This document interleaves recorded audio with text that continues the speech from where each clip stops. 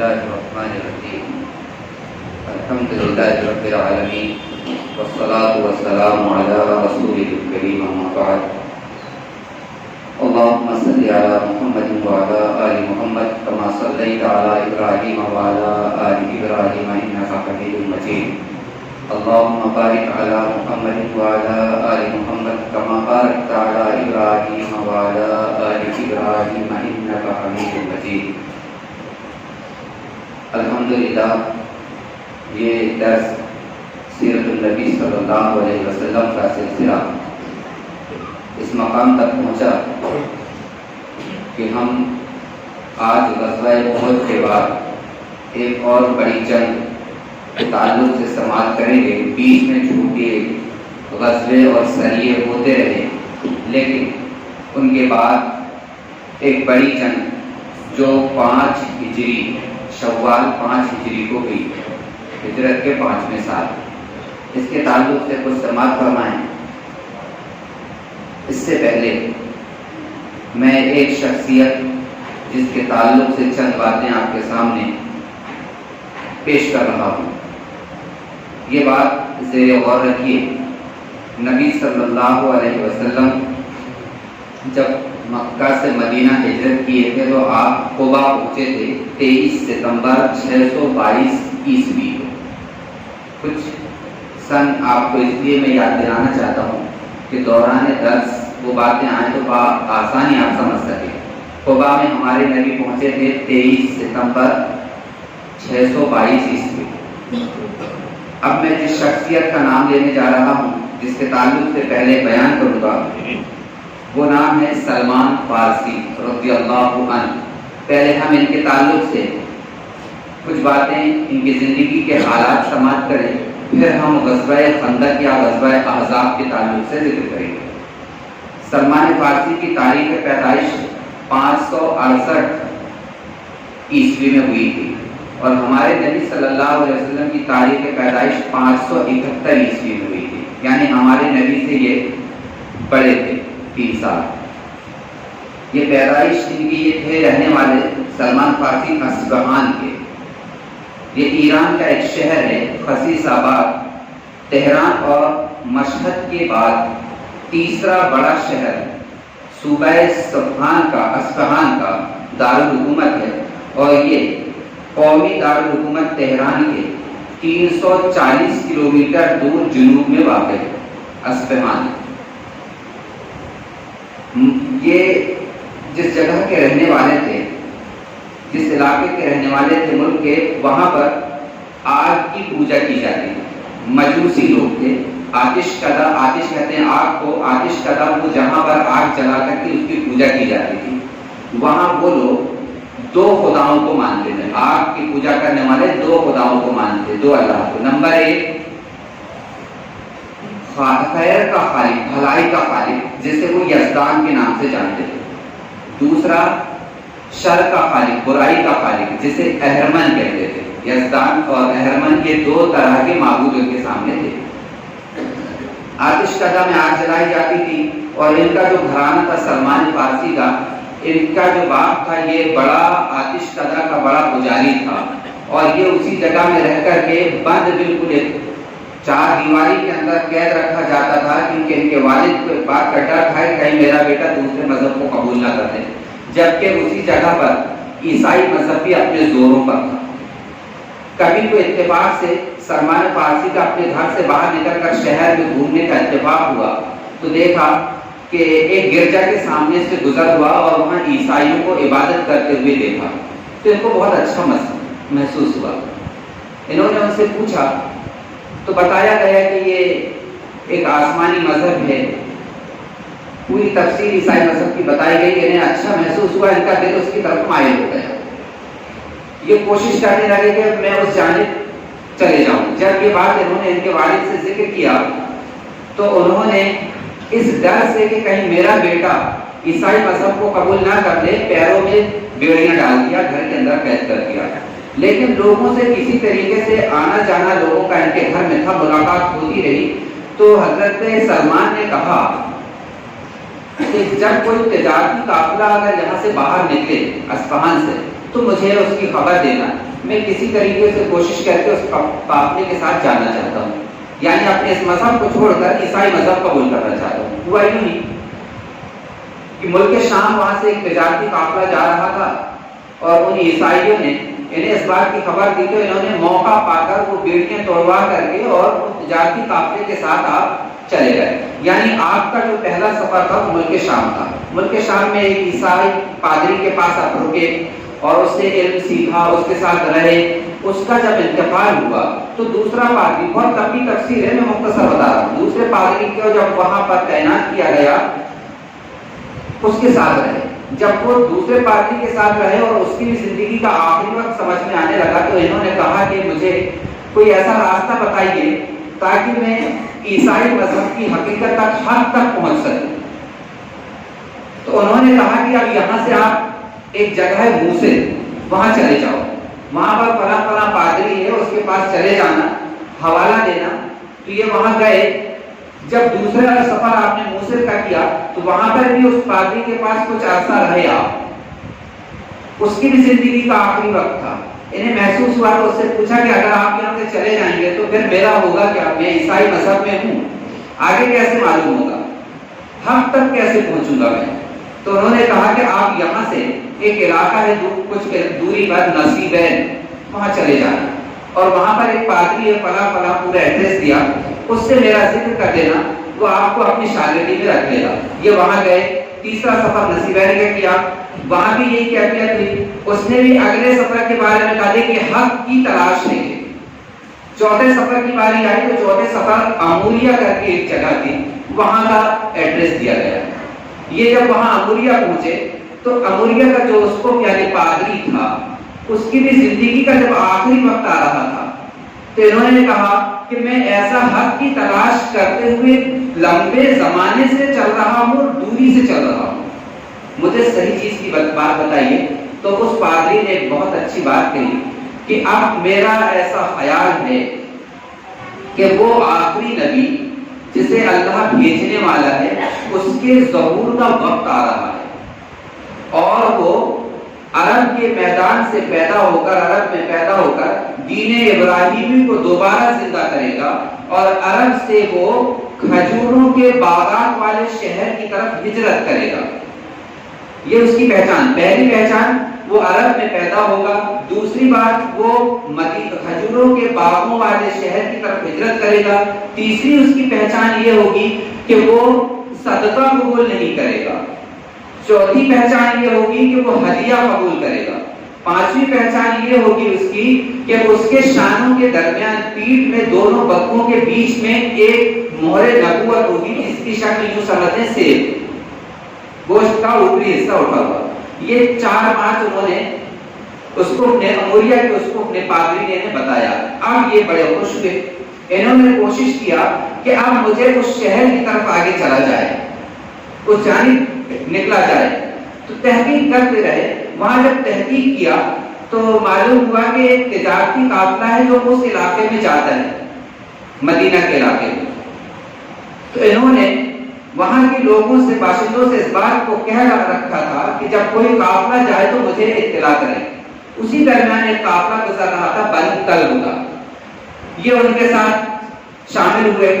وہاں ایک شرط طے ہوئی کہ مجھے صرف اس علاقے میں چھوڑ دیجئے جو کھجوروں کے باغات والا علاقہ ہے، میں آپ کو اپنی ساری گائے اور بکریاں نذر کر دوں گا، اس عوض میں مجھے چھوڑ دیجیے۔ بنو کلب نے اس وعدے کے ساتھ کو لے آیا، لیکن وادی قرا کر کے ایک مقام ہے مدینہ کے کچھ دوری پر، وہاں پر پہنچ کر ان کا بنو کلب والوں کا، تجارتی قافلے والوں کا ارادہ بدل گیا، بدعہدی کیا انہوں نے اور ایک بازار میں لے جا کے غلام بنا کر بیچ دی۔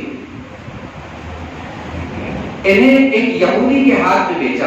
جب یہودی نے اپنے پاس رکھا تو یہ اسی علاقے میں ایک خوشی کی بات ان کو یہ محسوس ہوئی کہ کھجور کے باغات نظر آئے۔ تو پہلے انہوں نے محسوس کیا کہ شاید اب میں اس جگہ پر آ گیا جہاں پر وہ نبی سے، اس اللہ کے بندے سے ملاقات ہونی ہے، لیکن تحقیق کے بعد پتہ چلا کہ ایسا کچھ نہیں ہے۔ کچھ دنوں کے بعد اسی یہودی کا بھتیجا مدینہ سے ملنے آتا ہے اپنے چچا کے پاس، بات چیت ہوتی ہے تو اس یہودی نے اپنے بھتیجے کو اس سلمان کو غلام کی حیثیت سے بیچ دیا. اس یہودی کے بھتیجے نے اپنے ساتھ لے کر انہیں مدینہ کی طرف آیا.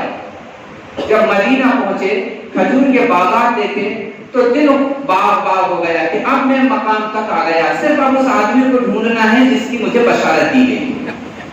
جب اللہ کے نبی صلی اللہ علیہ وسلم مکہ میں تھے, آپ ابھی مدینہ ہجرت نہیں لائے تھے, اسلام طلوع ہو چکا تھا لیکن کفر کے بادلوں میں چھپا تھا مکہ کے اندر. اللہ کے نبی صلی اللہ علیہ وسلم نے جب مدینہ کی ہجرت کی اور آپ قبا میں آ کر رکے, تو جس وقت قبا میں رکے تو لوگ جوق در جوق اللہ کے نبی کے پاس آتے تھے اور بھیڑ لگی ہوئی ہوتی تھی, آپ سے ملاقات کرنا چاہتے تھے. یہ خبر مدینہ میں بڑے زوروں پر پھیلی کہ کوئی نیا شخص آیا ہے, وہ نبوت کا دعویٰ کرتا ہے, ایک نئے دین کا اعلان کرتا ہے, اور لوگ بڑے شوق سے ملنے جا رہے ہیں. یہ اس وقت جس وقت یہ خبر پھیلی اور ایک شخص نے آ کر ان کے آقا کے پاس یہ بات بتایا, یہودی کے پاس, تو یہ کھجور کے درخت پر اوپر چڑھے ہوئے تھے. سلمان نیچے بیٹھے ہوئے اپنے آقا کی اس آدمی کے ساتھ بات سن رہے تھے, تو ان کو اتنی خوشی محسوس ہوئی. بیان کیا جاتا ہے کہ خوشی کے مارے ان کے ہوش اڑ گئے اور ایسا محسوس ہوا کہ کہیں وہاں سے گر نہ جائے. اپنے آپ کو سنبھالا خوشی کے مارے, اور جیسے تیسے ادھر کا ان کے پاس آ کر وہ بات سننے لگے اور کہا کہ بتائیے بتا وہ کون ہے, کیا پہچان ہے. تو ان کے آقا نے ڈانٹ کر بھگا دیا. لیکن انہوں نے جب اللہ کے نبی قبا سے مدینہ آ گئے تو موقع تلاش کر کے اللہ کے نبی کے پاس آپ پہنچے. غلام تھے, پہنچے, اور وہاں پہنچنے کے بعد آپ نے سب سے پہلا کام یہ کیا کہ کچھ چیزیں لے کر گئے اور کہا کہ حضرت یہ میری جانب سے صدقہ ہے, آپ قبول کر لیجئے. تو اللہ کے نبی صلی اللہ علیہ وسلم نے اپنے صحابہ کو اشارہ کیا کہ اسے لے جائیے اور ادھر لوگوں میں تقسیم کر دیجئے. بتایا کہ میں صدقہ نہیں دیتا, میرے لیے صدقہ حرام ہے. انہیں ایک پہچان مل گئی, اور بھی پہچانیں مل چکی تھی, لیکن ایک بڑی پہچان اللہ کے نبی کو دیکھ کر ملی. دوسرے دن پھر پہنچے, پھر کچھ تحفہ لے کر گیا اور کہا کہ جناب یہ میری جانب سے ہدیہ ہے, تحفہ ہے, اسے آپ قبول کر لیجیے. اللہ کے نبی نے اسے دیا, اس میں سے خود بھی استعمال کیا اور قبول کر لیا. 2 شہادت آپ کے پاس ہو گئی. آپ جب پیچھے گھومنے لگے اس کے بعد بے چین ہو گئے کہ مجھے تیسری شہادت یعنی آخری شہادت دیکھنا, مہر نبوت. توڑ کر بڑے بے چین ہونے لگے. اللہ کے نبی نے پہچان گئے کہ کچھ یہ نیا چاہتا ہے. جب پوچھنے پر معلوم ہوا تو انہوں نے کچھ اشارہ کیا کہ یہ چادر ہٹائی جائے, یہ کیا ہے. تو اللہ کے نبی نے چادر جیسے ہٹائے تو سلمان اس چادر کو ہٹتے دیکھ کر مہر نبوت سے چمٹ کر بوسہ دے دیا. آپ نے بوسہ دیا, چومنے لگے, چمٹ گئے, خوش ہو گئے, میرے اپنا مقصد گوہر مل گیا. اللہ کے نبی صلی اللہ علیہ وسلم کے پاس آپ نے کلمہ پڑھا. کافی دنوں تک اپنے آقا یہودی کی نگرانی میں رہے, بہت پریشان ہوئے. ہمارے نبی کے پاس پہنچنے کا موقع نہیں ملتا تھا, اسی وجہ سے آپ جنگ بدر, جنگ احد میں شامل نہیں ہوئے, مسلمان ہو چکے تھے.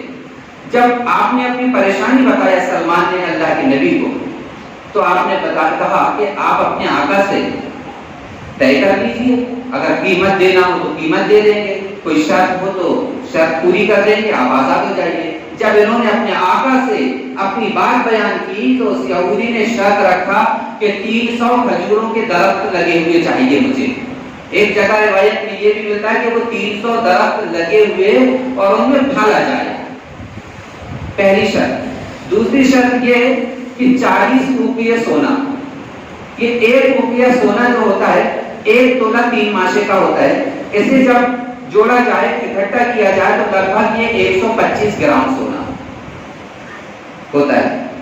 اس سونے کے تحت اتنا سونا دیجئے اور 300 کھجوروں کے درخت لگائیے جس میں پھل آ جانے چاہیے. اللہ کے نبی سے آپ نے جب یہ بات بتائی تو اللہ کے نبی نے اپنے صحابہ کرام سے کہا کہ 300 درختوں کا انتظام کیجیے. انہوں نے ان درختوں کو لگانے کے لیے گڈھے کیے تیار, اور جب یہ سب ہو گیا, ایک روایت میں یہ بھی آتا ہے کہ اللہ کے نبی صلی اللہ علیہ وسلم نے کہا کہ جب یہ گڑھے تیار ہو جائیں, ڈالیاں تیار ہو جائیں, درخت تیار ہو جائیں لگنے کا, تو مجھے خبر دیجیے. آپ گئے اور آپ نے صحابہ کرام کے ساتھ مل کر وہ 300 درخت لگائے. اور یہ بھی ملتا ہے تاریخ میں کہ وہ 300 کھجور کا درخت ابھی لگے گا، پھلے گا، 2-3 سال لگتے ہیں اس کو پھلنے میں، لیکن یہ معاملہ 1-2 دن 3 دن کے اندر اندر ایسا طے ہو گیا کہ وہ کھجور کے درخت نبی کا معجزہ تھا، پھل بھی گئے۔ آپ کا بتایا کہ آقا کو چلیے آپ کا باغ لگ گیا ہے، جا کر دیکھا تو پورا سب جیسا ارادہ تھا، جو شرط تھی وہ ویسا پایا۔ ساتھ میں اللہ کے نبی صلی اللہ علیہ وسلم کو کسی جنگ میں سونے کی ایک ڈلی مرغی کے انڈے کی شکل میں ملی تھی، جس کی قیمت 40 روپے تھی، جس کا وزن اللہ کے نبی نے وہ سونا دیا، کہا یہ لے جا کر اپنے آقا کو دو، 300 درختوں کا یہ کھجور کا باغ اس کے حوالے کرو، آپ آزاد ہو گئے۔ یہ اس طریقے سے حضرت سلمان فارسی کی ایمان کو حاصل کرنے، حق کو تلاش کرنے کی زندگی کا اتنا لمبا سفر تھا۔ آپ کی پیدائش کب ہوئی ہے؟ 568 عیسوی میں، اور آپ نے اسلام قبول کیا ہے 622 عیسوی میں، کیونکہ 622 عیسوی میں اللہ کے نبی قبا پہنچ گئے تھے۔ قبا میں آپ 4 دن رکے، 8 دن رکے، 1 مہینہ رکے، یہ الگ بات ہے۔ تو ایک لمبا سفر حق کی تلاش کے لیے سلمان فارسی کا گزرتا رہا، طرح طرح کی مصیبتیں اٹھائے، غلام بنے بہرحال۔ اب اس کے بعد ہم اپنے اگلے خاص موضوع کی طرف آتے ہیں کہ جب مشرکین مکہ کے ساتھ احد کی لڑائی ہوئی، بدر کی لڑائی ہوئی، احد کی لڑائی ہوئی، اس میں مسلمانوں کو ہرایا نہیں جا سکا، جو نقصان پہنچانا تھا وہ نہیں پہنچایا جا سکا، تو بیچ میں چند چھوٹے غزوے اور سریے اور ہوئے، اللہ کے نبی بھی شامل ہوئے، اپنے صحابہ کو بھیجے، ایسی کچھ لڑائیاں ہوئی۔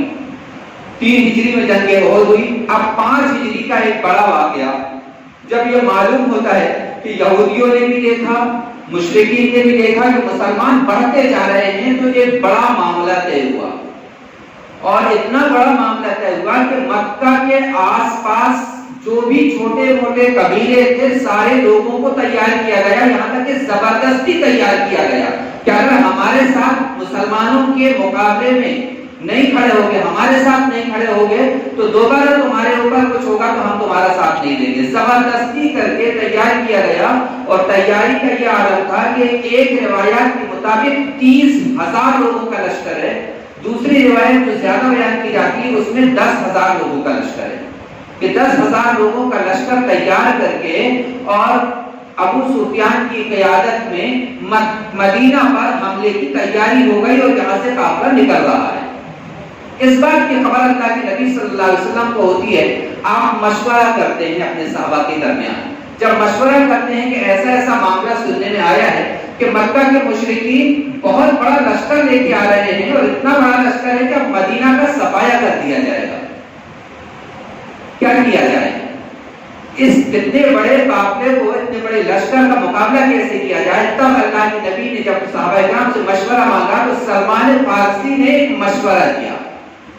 ان کا مشورہ یہ تھا کہ مدینہ 3 طرف سے پہاڑوں سے گھرا ہوا ہے، پیچھے سے شام کا جو راستے کا علاقہ ہے، شامی علاقہ، اس جانب کھلا ہوا ہے، کچھ کلومیٹر کا فاصلہ۔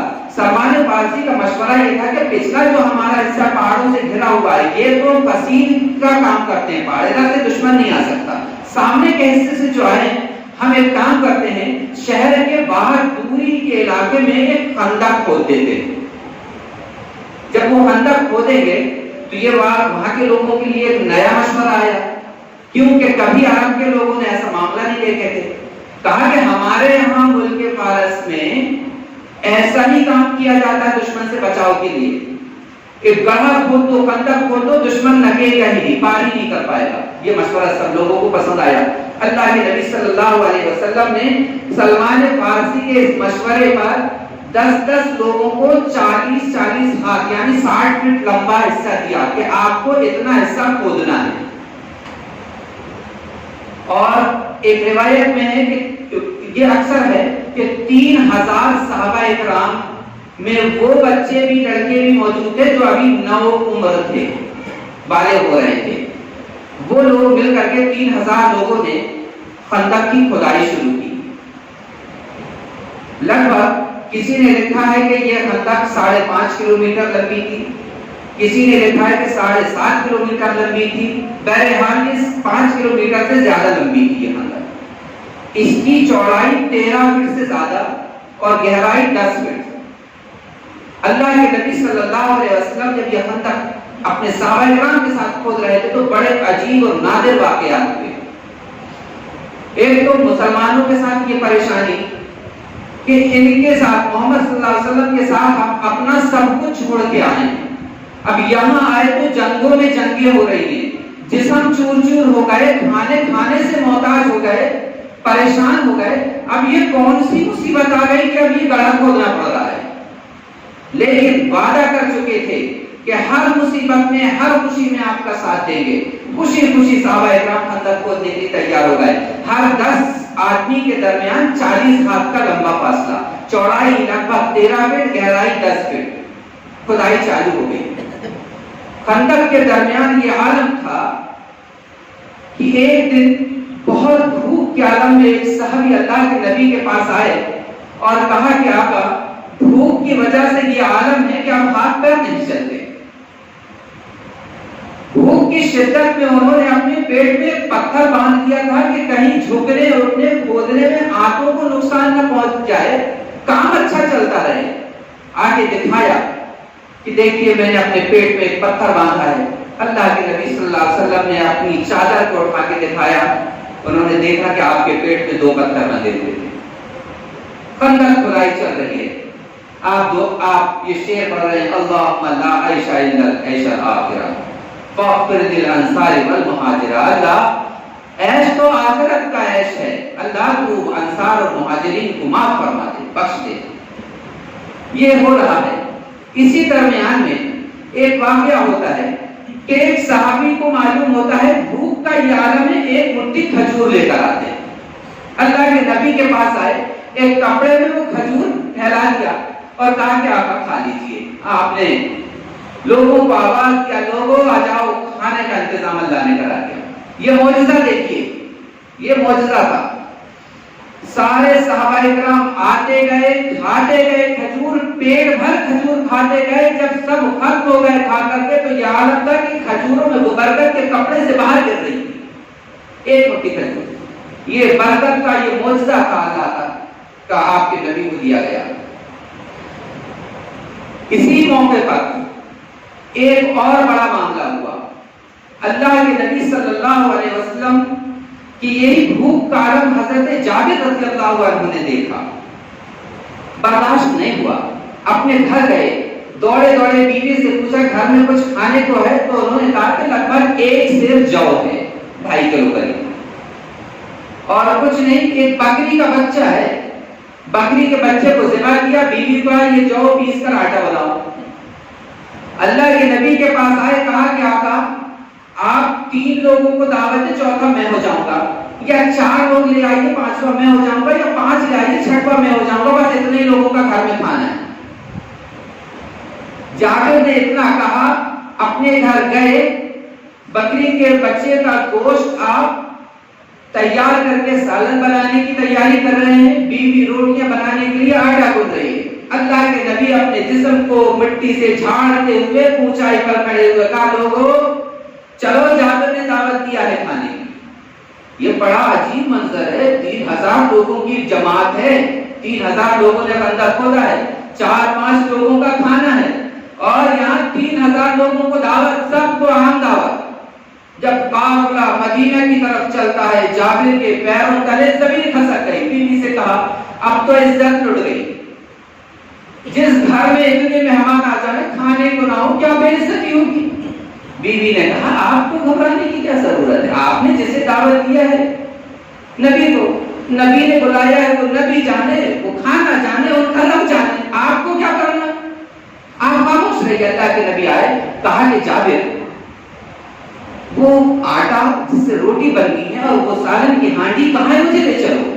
ایک روایت میں یہ آتا ہے کہ آپ نے اپنا تھوک لعاب اس آٹے اور ہانڈی میں ڈالا، دوسری روایات میں یہ ملتا ہے کہ اس میں آپ نے برکت کی دعا کیا اور کہا کہ جابر محلے پڑوس سے کچھ عورتوں کو بلوا لو تاکہ وہ روٹیاں بناتی جائیں، جلدی جلدی گرم گرم روٹیاں، اور ہانڈی کو اتارنا نہیں چولہے سے، اور صحابہ کو کہا کہ صحابہ 100 کی سب جماعت بنا کے کھانے بیٹھ جاؤ. لوگ آتے جا رہے ہیں, روٹیاں بن رہی ہیں, سالن گرم گرم نکل رہا ہے گوشت کا. صحابہ کی 100 کی جماعت کھا رہی ہے, سارے لوگوں نے کھانا کھا لیا. اللہ کے نبی نے پوچھا جابر اندر کا حال کیا ہے؟ کہا آقا حال یہ ہے کہ آٹے کی حالت اس سے زیادہ ہو گئی ہے, سالن کا یہ حال ہے کہ ہانڈی سے چھلکنے والا ہے, بہنے والا ہے. یہ معجزہ تھا نبی کا. اور دنیا میں ایسی اور بھی بہت سی قومیں موجود ہیں کہ جو بغیر معجزے کا نبی مان لیتی ہیں, بغیر کرامت کا ولی مان لیتی ہیں, جبکہ یہ دنیا کا نظام ہے کہ جب بھی رب نے نبی کو پہنچایا ہے تو بغیر معجزے کے نبی کو نہیں پہنچایا. موسیٰ علیہ السلام کو بھی جیسے معجزے تھے نا, ایسے اور بھی انبیاء کو معجزے تھے. عیسیٰ علیہ السلام کے پاس معجزے تھے, اللہ کے نبی کے پاس بھی یہ معجزہ تھا. اللہ نے برکت کی دعا کی, معجزے بہت معجزے تھے. کبھی یہ عالم ہوا کہ ایک گلاس دودھ میں سینکڑوں لوگوں نے دودھ پی لیا, دودھ ختم نہیں ہوتا. کبھی یہ ہوا کہ 1-2 لیٹر پانی میں ساری جماعت کی جماعت نے وضو کر لیا, پانی ختم نہیں ہوتا. یہ معجزے اللہ کے نبی کے ساتھ تھے. اس طریقے سے جنگ خندق کی کھدائی 20 دن میں طے ہو گئی. 20 دن میں جنگ خندق کھدی. جیسے ہی مشرکین مکہ کا لشکر مدینہ کے سامنے کے حصے میں پہنچتا ہے تو دیکھتا کیا ہے کہ یہ اچانک میں کھائی کیسے کھدی ہوئی, نکنا مشکل, گھوڑا نک نہیں سکتا, گھوڑا سوار نہیں نک سکتا, گھوڑا ڈائیو لگاتا ہے, چھلانگ لگاتا ہے, اندر گر جاتا ہے. یہ عجیب منظر ہو گیا, پہلی بار دیکھا. 20 دن کے اندر یہ سارا کام ہوا. اب اللہ کے نبی صلی اللہ علیہ وسلم اپنے ساتھ 3000 صحابہ اکرام کو لے کر کے کھڑے ہیں مدینہ کے حصے میں. سامنے خندق ہے اور اس کے سامنے 10,000 کا لشکر. ابو سفیان کی قیادت میں سارے ہتھیاروں سے لیس, بس مسلمانوں کو چورا کرنے کے لیے آ جا رہے ہیں, نگنے کا موقع نہیں ملتا. ادھر یہ معاملہ طے ہوتا ہے, مدینہ کے اندر اس سے بڑا معاملہ طے ہوتا ہے. بنو قریظہ یہودیوں کا ایک قبیلہ, اللہ کے نبی سے پہلے معاہدہ ہو چکا تھا, لیکن جب دیکھا کہ ادھر سامنے ابو سفیان کے سامنے میں لگ بھگ 4000 یہودی آئے ہیں, بیٹھی کھا رہے, کہا کہ خبر بھیج دیا ہمارے نبی کے پاس, ہمارا آپ کا عہد چھوٹتا ہے, ہم تمہارا ساتھ دینے والے نہیں. پریشانی کا یہ عالم بن گیا کہ اب اگر سامنے والوں سے جنگ ہوتی ہے تو پیچھے سے یہ بنو قریظہ مدینہ کے اندر جو آباد ہیں, مسلمانوں کے بچے بوڑھے اور عورتوں کو تکلیف پہنچا سکتے ہیں. ساتھ میں مسلمانوں کی یہ جو فوج 3000 کی ہے, ان کے پیچھے سے حملہ کر سکتے ہیں. سامنے بھی دشمن, پیچھے بھی دشمن, بیچ میں مسلمان, 2 پارٹوں کے بیچ میں بس کسنا واقع. کچھ منافق قسم کے لوگ جو اللہ کے نبی کی جماعت میں تھے واپس ہو گئے. کہا بھیا آپ سمجھو اپنا معاملہ, یہاں پسوانے لائے ہو, بار بار بس یہی منظر ہے. کچھ لوگ منافقین تو واپس ہو گئے. اللہ کے نبی صلی اللہ علیہ وسلم بہت پریشان ہوئے, بہت پریشان ہوئے. لیکن جب پریشانی کا منظر آتا ہے, اللہ تبارک و تعالیٰ اپنے دین کا کام دشمنوں میں سے پیدا کرتا ہے, لیتا ہے ایسے لوگ پیدا کرتا ہے جو دشمنوں میں سے اٹھتے ہیں, مشرکین میں سے اٹھتے ہیں. ایک شخص نعیم بن مسعود, یہ کسی طریقے سے موقع تلاش کر کے نکل کر کے جگہ پا کر کے اور اللہ کے نبی کے پاس مشرکین کے لشکر سے آتے. کہا کہ آپ محمد صلی اللہ علیہ وسلم میں اسلام قبول کر لیا ہوں. دیکھیے جنگ میں مشرکین کی جانب سے میں اسلام قبول کر لیا ہوں. میری قوم کے لوگوں کو, میرے قبیلے اور میرے ساتھ کے لوگوں کو ابھی میرے اسلام کے بارے میں معلوم نہیں. مجھے یہ بتائیے میں آپ کے لیے کیا کر سکتا ہوں. اسلام تو قبول کر چکا ہوں. اللہ کے نبی نے کہا آپ کچھ مت کریے, اگر ایک کام کر سکتے تو کیجیے. کہا بالکل میں اسی کام سے آیا ہوں, کیا کرنا ہے. اللہ کے نبی نے کہا کہ جو مدینہ کے اندر بنو قریظہ کا قبیلہ یہودیوں کا ہے, ان کی اور سامنے فوج میں بنو نذیر وغیرہ کے جو یہودیوں کے قبیلے ہیں, ان کی آپس میں آپ متبیڑ کرا دیں. تو کہا کہ اگر یہ کام کرنا ہے تو مجھے جھوٹ بولنے کا موقع دیجیے, اجازت دیجیے. اللہ کے نبی نے کہا ٹھیک, 2-3 موقع ہوتے ہیں جہاں پر جھوٹ بولی جا سکتی ہے. اس میں ایک موقع یہ کہ جنگ کے موقع پر جھوٹ بولی جا سکتی ہے. کہا جاؤ آپ کیا کر سکتے ہو. فوراً نعیم بن مسعود مدینہ کے اندر پہنچے بنو قریظہ کے پاس, ان کے سردار کے پاس بیٹھے اور کہا کہ بھائی دیکھو, ابھی بتایا نہیں کہ میں مسلمان ہو گیا ہوں, دیکھو بھائی مسئلہ یہ ہے کہ ہم آئے ہیں فوج لے کر کے محمد کے مسلمانوں کے اوپر حملہ کرنے, اور آپ یہیں کے رہنے والے ہو. ہم رہیں گے کب تک رہ سکتے ہیں، محاصرہ کریں گے مدینے کا، نہیں بنے گا واپس ہو جائیں گے، تم کو رہنا یہی ہے۔ اور جیسے ہی یہ معاملہ ختم ہوا تو محمد کے ساتھی تمہیں مدینہ میں جینے نہیں دیں گے۔ بھلائی اس بات میں ہے کہ تم نے جو بدعہدی کیا ہے نبی صلی اللہ علیہ وسلم کے ساتھ، اس بدعہدی کو دور کر کے پھر سے مسافہ ملا لو۔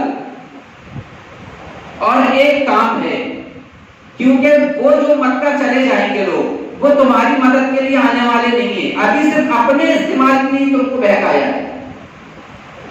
ان لوگوں سے، فوج کے لوگوں سے، مشرکین مکہ کی فوج سے کہو کہ ہم تمہارے ساتھ ایک شرط میں دیں گے، شرط یہ ہوگی کہ 50 آپ کے جنگجو لوگوں کو ہمارے پاس آپ ضمانت کے طور پر پہنچاؤ۔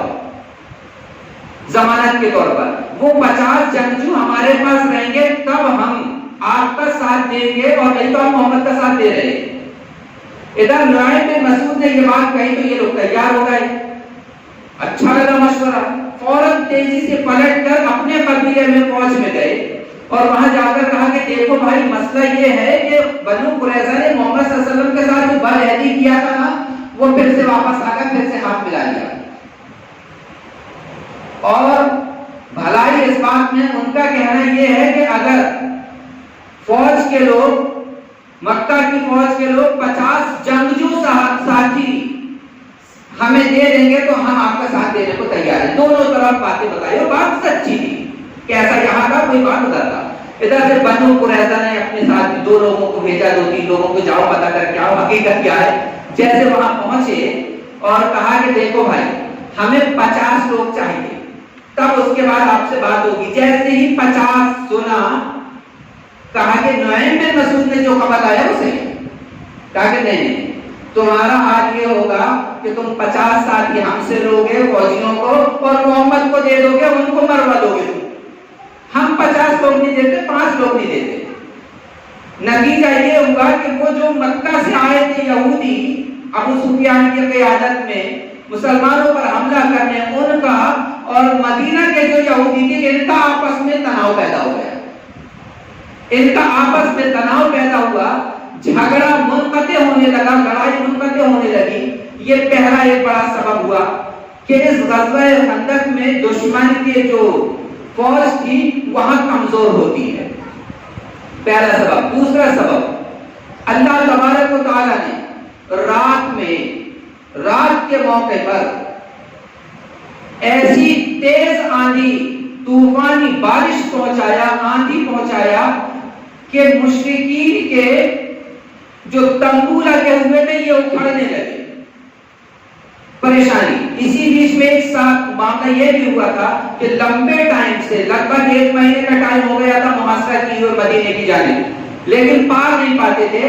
اس لڑائی میں، اس جنگ میں 4 مسلمان عام لوگ شہید ہوئے جو فوجی نہیں تھے، لیکن اب بھائی یہاں پر جنگ ہو رہی، کھڑے ہونا پڑے گا، اپنا بچاؤ کرنا پڑے گا۔ 4 مسلمان شہید ہوئے تھے، اور 10 مشرکین کے 10 بڑے سردار، بڑے جانباز مرے تھے اس میں۔ ادھر یہ معاملہ طے ہوتا ہے، رات میں اللہ تبارک و تعالیٰ نے تیز ہوا پہنچایا، بارش کے ساتھ، ٹھنڈی کی راتیں، سردی کی کڑکڑاتی راتیں۔ اللہ کے نبی صلی اللہ علیہ وسلم نے اپنے ایک مخبر کو پہنچایا رات میں، جاؤ دیکھو دشمن کا کیا عالم ہے۔ وہ گئے، دیکھا کہ ابو سفیان اعلان کر رہے ہیں، لوگوں یہ حالت ہے، اب مجھ سے برداشت نہیں ہوتا، تم کو لڑنا ہے تم لڑو، میں تو چلا۔ رات کے اندھیرے میں، اور اپنے بازو والے سے پوچھ لو، یہ بھی اعلان ہو رہا ہے، بازو والے سے پوچھ لو کہیں تمہاری جاسوسی کرنے والا کوئی جاسوس تو نہیں آیا مدینہ سے۔ یہ صحابی بیان کرتے ہیں، جیسا میں نے سنا کہ بازو والے سے پوچھ لو تم کون ہو، تو اگلا میرے بازو میں جو تھا وہ پوچھے، اس سے پہلے میں نے پوچھا کیوں جی تم کون ہو، تاکہ یہ راز فاش نہ ہو کہ میں مدینہ کا رہنے والا ہوں۔ اس نے بتایا، گھبرایا، اور راتوں رات ان کا قافلہ واپس ہو گیا۔ جب صبح میں دیکھا گیا تو میدان خالی کا خالی، اور رات کے رات ابو سفیان کا لشکر 10,000 کا واپس، جس میں بہت سے جانور مرے، بہت سے لوگ بیمار ہوئے، اور بڑی پریشانی کے بعد یہ واپس ہوئے، اللہ کے نبی صلی اللہ علیہ وسلم نے فرمایا کہ اب مشرکین مکہ کی کمر ٹوٹ گئی۔ اب اس کے بعد کا منظر لوگوں یہ ہوگا کہ مشرکین ہم پر حملہ نہیں کریں گے، اب ہم ان پر حملہ کرنے والے ہیں۔ کیوں کہ یہ لگ بھگ 1 مہینے کا محاصرہ، اتنی لمبی فوج، ان کا کھانے پینے کا اتنا لمبا چوڑا مال سارا ضائع ہوا اور 1% بھی نقصان نہیں پہنچا پائے مسلمانوں کو۔ یہاں سے مشرکین مکہ کی کمر ٹوٹی۔ اب انہوں نے سوچ لیا کہ اب دوبارہ ہم ایسا کام نہیں کرنے والے ہیں، اب بہت ہو گئی۔ اللہ کے نبی صلی اللہ علیہ وسلم نے یہ پیشی گوئی کی کہ اب مشرکین کی کمر ٹوٹ چکی، یہ ہم پر نہیں، اب ہم ان پر حملہ کریں گے۔ اس طریقے سے یہ جنگ احزاب یا جنگ خندق کا اختتام ہوا۔ اس میں 4 مسلمان اور 10 مشرکین کے لوگوں کی موت ہوئی۔ اللہ تبارک و تعالیٰ نے یہ بہت بڑی جنگ قرآن مجید میں اس کا ذکر مسلمانوں کے پاس وحی کے ذریعے سے فرمایا کہ لوگوں تم اس دن کو یاد نہیں کرتے جب تمہارے کلیجے منہ کو آ رہے تھے، تمہارے سامنے بھی دشمن پیچھے بھی دشمن تھا، بڑی پریشانی میں تھے تمہارے دل دھڑک رہے تھے، اس وقت ہم نے تمہاری مدد کی تھی۔ اس دن کو یاد کرو جب دشمن تمہارے اوپر سر پہ بیٹھا تھا، تب ہم نے تیز آندھی اور بارش پہنچا کر تمہاری مدد کی تھی۔ دشمنوں کو تمبو اکھاڑ دیے تھے، ان کے گھر تتر بتر ہو گئے تھے، سواریاں الگ ہو گئی تھی، لوگ تتر بتر ہو گئے تھے، ایک دوسرے سے دوست لوگ تھے۔ یہ عالم ہوا، اللہ تبارک و تعالیٰ نے مدد فرمایا اور اس طریقے سے جنگ خندق کا اختتام ہوا۔ اللہ تبارک و تعالیٰ نے اس کے بعد جو منظر سامنے آئے اس میں 1-2 بڑے منظر ہیں۔ ایک بڑی جنگ ہوگی، اس میں جنگ خیبر ہے، خیبر کا قلعہ فتح ہوا تھا۔ یہ بھی ایک لمبا واقعہ تھا، 5 قلعے فتح کیے گئے تھے اور 6واں جو قلعہ تھا جس میں زیادہ لوگ اندر تھے، بند تھے، قلعہ بند تھے، وہ قلعہ بھی بڑا عجیب و غریب تھا۔ اس کی ایک جھلکی بس یہ ہے، کتنی بات کیا کر اس قلعے کی بات کو بھی ختم کروں گا کہ اللہ کے نبی صلی اللہ علیہ وسلم نے حضرت علی رضی اللہ عنہ کو اس کا سپہ سالار بنایا تھا۔ علی جب اس قلعے کے پاس گئے تو اس کا جو گیٹ تھا وہ گیٹ اتنا بھاری تھا کہ 20 لوگ اس گیٹ کو کھولتے تھے، 20 لوگ اس دروازے کو ڈھکیل کر کھولتے تھے۔ اللہ نے حضرت علی کو وہ طاقت نوازی تھی کہ علی نے اس گیٹ کو اکھاڑ کے اور بیچ میں ویسی خندق جیسی ایک نالی بنی ہوئی تھی، اس نالی کے اوپر بچھا دیا تھا تاکہ مسلمان فوج اس کے اوپر سے چل کر محل کے اندر، قلعے کے اندر داخل ہو جائے۔ یہ اللہ تبارک و تعالیٰ نے اس جنگ میں بھی مسلمانوں کو بہت بڑی فتح نصیب کیا تھا، بہت مال و دولت ملا تھا، بہت سے لوگ اس میں قید ہو کر آئے تھے۔ اس میں ایک بیوی اللہ کے نبی صلی اللہ علیہ وسلم کی بیوی بھی تھی، حضرت جویریہ، وہ وہیں سے وہاں کے سردار کی بیٹی تھی حارث کی، وہ قید ہو کر آئی تھی۔ آپ نے ایک صحابی کو وہ لوڑی کے طور پر دے دیا تھا، لیکن ایک شرط پر تھی کہ آپ اس پیسے کو دے کر کے اس سے آزاد ہو سکتی ہیں۔ اللہ کے نبی نے ان کی پریشانی کو دیکھ کر، بھائی بادشاہ سردار کی بیوی ہو، بیٹی ہو، عیش و عشرت میں پلی ہو، ایک غریب کے ہاتھوں لگ گئی، اس کی زندگی تو توبہ ہو جائے گی۔ اللہ کے نبی نے اس کا معاوضہ دے کر اور وہاں سے آزاد کروا کے پھر اسے شادی کیا تھا، اور اس شادی کے عوض میں بہت لوگ اسلام کے دائرے میں آئے تھے اور لگ بھگ 100 لوگوں کو مسلمانوں نے آزاد کیا تھا، جو قید تھے، یہ کہہ کر رہا کیا تھا کہ اللہ کے نبی کے سسرالی لوگ ہیں، انہیں آزاد کر دیا جائے، جس کے عوض میں بہت لوگ اسلام کے دائرے میں داخل ہوئے اس رحم و کرم کو دیکھ کر۔ یہ کبھی جنگ خیبر کا مختصر تھا، آپ کے سامنے ایک جھلک پیش کیا۔ انشاءاللہ العزیز اس کے بعد آپ کے سامنے صلح حدیبیہ کا واقعہ پیش ہوگا، اور اس واقعے میں کے بعد ایک بہت بڑا معاملہ ہوا تھا، وہ معاملہ اور اس کے بعد جو آیات نازل ہوئی تھی، جن آیات کو اسلام کے دشمن آج بھی بار بار اچھالتے ہیں، اور وہ وہی آیتیں ہیں، وہ وہی آیت ہے سورہ توبہ کی جس میں یہ ذکر ہے کہ جہاں بھی حرمت کے مہینے گزرنے کے بعد جہاں بھی مشرکین کو پاؤ قتل کر ڈالو۔ آج دنیا یہ کہتی ہے کہ قرآن میں ایسا لکھا ہے کہ جہاں مشرکوں کو پاؤ، کافروں کو پاؤ قتل کر ڈالو، قرآن میں یہ غلط میسج ہے۔ اس کے اسباب کیا تھے، کیوں یہ آیات نازل ہوئی، انشاءاللہ العزیز آئندہ درس میں ہم آپ کے سامنے پیش کریں گے۔ اللہ تبارک و تعالیٰ سے دعا ہے پروردگار عالم سنی ہوئی باتوں کو سمجھ کر ان میں جو ہمارے لیے عملی زندگی کے لیے نمونے ہیں انہیں عمل میں لانے کی توفیق عطا فرمائے۔ وآخر دعوانا ان الحمد للہ رب العالمین والسلام علیکم ورحمۃ اللہ وبرکاتہ۔